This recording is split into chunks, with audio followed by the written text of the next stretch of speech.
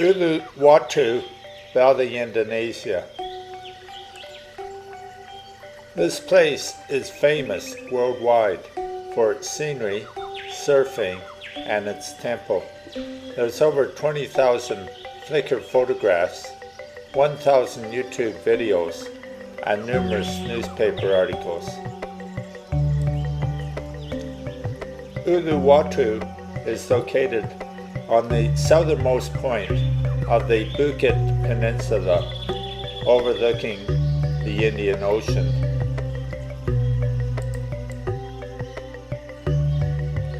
The scenery is fantastic. Large vertical cliffs, nearly 70 meters in height, dropping into a foaming sea.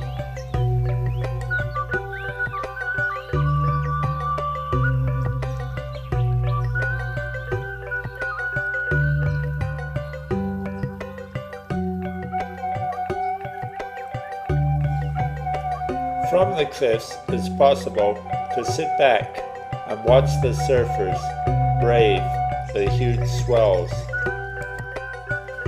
On the left is the panoramic view from Ulu Watu, showing the cliffs and some of the buildings and the roaring sea beneath. Ulu Watu is one of Bali's 9 key directional temples. Even more remarkable is its location, perched on a steep cliff above the roaring Indian Ocean waves. There are more steep headlands on either side and absolutely stunning sunsets over Ulu Watu every evening.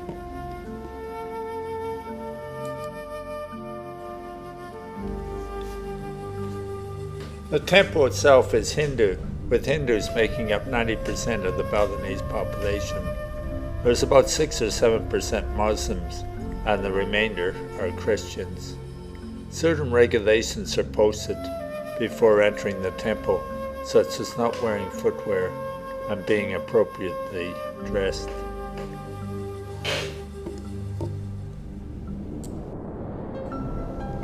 Although Bali is charming, the monkey population is not, and as you go to the temple there's large numbers of monkeys who will do their best to grab your camera, earrings, glasses, or anything loose.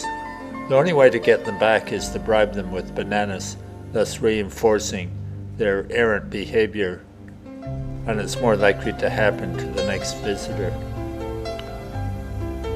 Still, it's great fun looking at the demons and deities carved into the temple walls and admiring the view from the temple.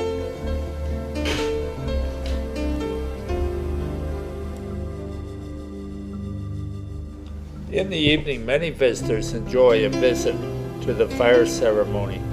I haven't been, but it's said to be very impressive.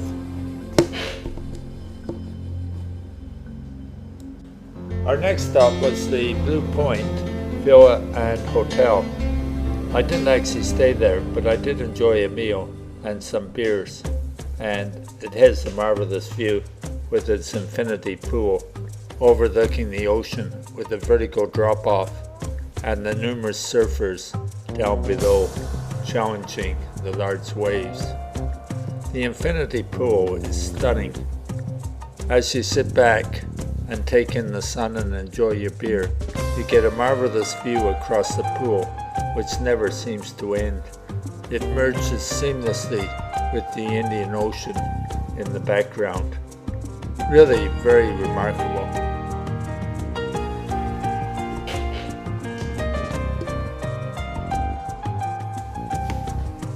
I looked at the rates at the Ulu Watu Hotel. I seem to recall about $300 US a night, but looking on the internet at various sites, I think you can actually get in for almost $200. Still very expensive by Balinese standards. And some of the reviews are quite negative about the hotel, although everyone comments on the fantastic view. But not everyone's happy about the rooms.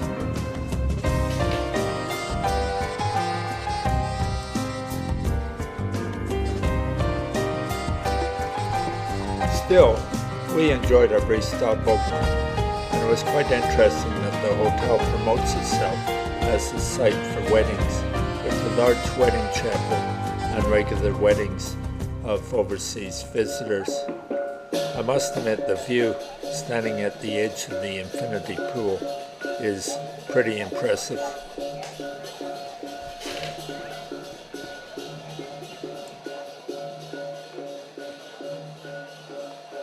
It's interesting that a large number of new villas have been built using private investment. Apparently you buy yourself a villa and pay about $500,000 for it, and then rent it out to tourists during the year through a hotel. And of course, you've got the villa for a week or two when you want to stay yourself. Interesting concept, and it seems to work well.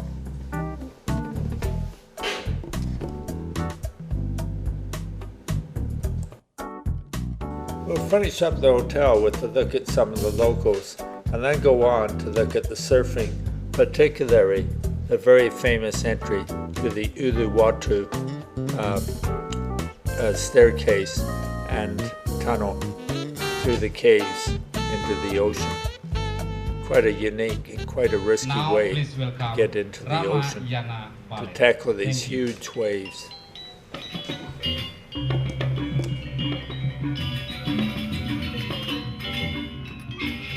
It's quite risky surfing at Ulu Watu. Not only has there been one death recently of an Australian surfer at this site, but many of the surfers write in blogs about having been badly hurt or scraped on the coral, particularly during low tides when the coral is just below the surface.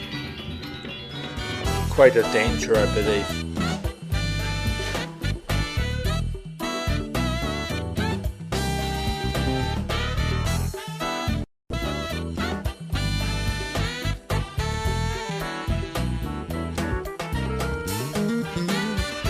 Now let's follow a surfer briefly as he descends the concrete staircase to the Ulu Watu cave and then paddles out to sea. We don't watch the whole video taken from YouTube, and I thank the author, but we'll look at segments and you can see how steep the staircase is. You wouldn't want to do it if you were drunk or tired.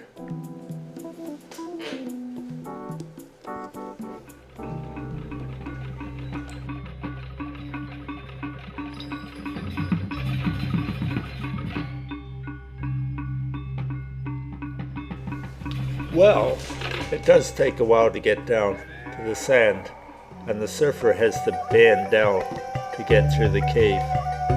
At times, with tide, there is water coming in, and it gets quite difficult to get out. Well, he has got out, and he's off and surfing. Let's take a look at some of the blogs and the comments on surfing conditions at Ulu Watu.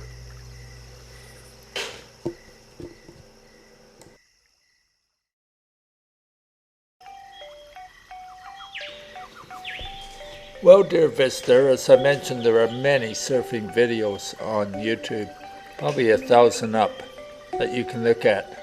So if you watched this far, I do appreciate your company, and I hope you have a really great day and a fantastic trip to Bali, particularly the site of Ulu Watu on the Bukit Peninsula. Cheers for now.